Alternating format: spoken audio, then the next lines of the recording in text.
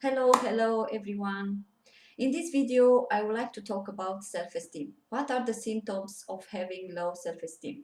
Why it is important to help a child develop a good, healthy self-esteem starting from an early age.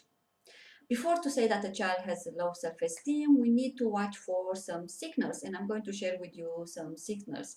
We need to check that if the child is acting, behaving that way all the time, or maybe just sometimes on some specific situations. So, what are the signals? The child avoids trying new things, a new task, a new challenge, without even trying. Why they do that? Because they are afraid of failing. I have a video on how to help your child move through the fear of failure. Go and check that video if you want to know ideas on how to help your child. Another thing, he gives up very easily a game. More exactly when he starts to lose, when he doesn't know what to do, when he gets frustrated. He is always looking for excuses. For example, if he's afraid to try to interact with other children that are playing, he might say, I don't want to join it because I don't like that game. I don't like what they are playing. Or when he loses, he always finds reason why he doesn't want to keep playing or be blaming others. He's always he always finds something wrong about him.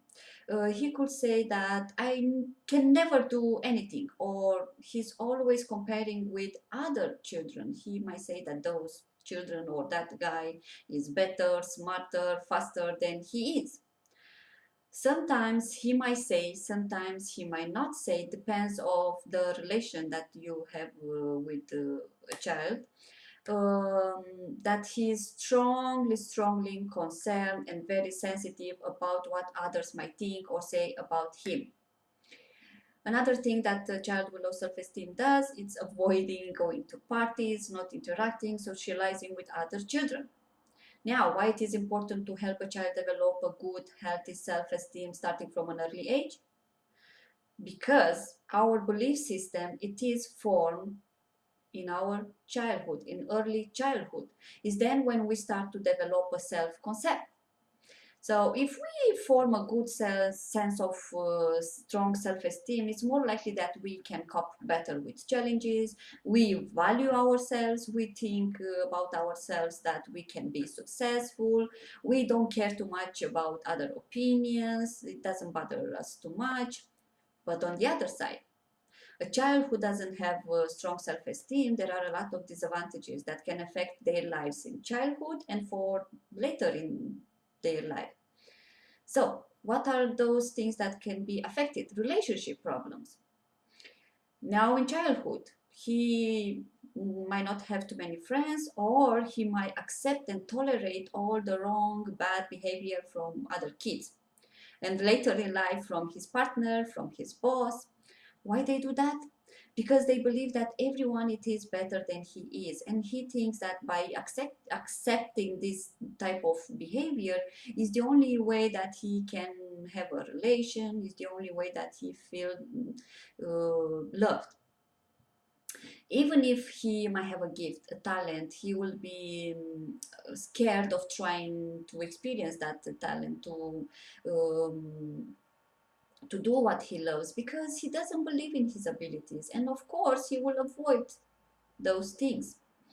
But if he does that, then he loses to do what he loves and what makes him happy. So if you know that your child has a passion, then focus, help your child to become a master in what he loves. This will help him to talk with confidence about his talent. A child with low self-esteem, it will find very hard to face the ups and downs of life. And this happens because he's always avoiding trying new things because he's afraid of failing. Um, but trying new things, go out of the comfort zone. Failing is the only way to build resilience and develop self-confidence. You can go on my website and download the free story and an activity and see what child thinks about him. The purpose of this activity is to measure your child self-esteem, and it is designed to help and identify areas where your child needs more focus. But be careful. On that activity, the child has to answer on a scale of 1 to 10 to some questions. Um, First time, the child might try and see your reaction. So the first question he might answer 10. So if the child sees you that you are happy, then there are chances that he will continue saying 10 to all the questions, which is might not be true. Or if he says 10 on the first one and sees you that you are happy, then he will continue because he doesn't want to be asked, why are you afraid, why, so he will avoid say this.